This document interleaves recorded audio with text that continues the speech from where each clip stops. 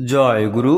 পরম দয়াল পরম প্রেমময় শ্রী শ্রী ঠাকুরের শুভ বনভোজন মহোৎসবের কয়েকটি অপূর্ব মুহূর্ত আমরা দেখছি সৎসঙ্গ মানিকপুরের 9 জানুয়ারির।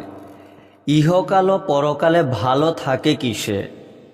শ্রী শ্রী ঠাকুর বলেছেন, যে সৎ নাম পেয়েছে ও ইষ্টের প্রতি নিষ্ঠা নিয়ে নাম ধ্যান ইত্যাদি করণীয়গুলি ঠিক মতো করে, সে ইহজন্মে সব অবস্থার মধ্যেই অপেক্ষাকৃত ভালো থাকে এবং পরজন্মেও ভালো জায়গায় পায়।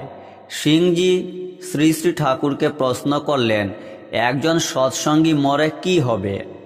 শ্রী শ্রী ঠাকুর বললেন, সে হাইয়ার উচ্চতর জন্ম পায়। সে নামটাম যদি করে, তাকে পুল করেন, টেনে তুলেন তিনি, সে হেল্প সাহায্য পায়। জয় গুরু।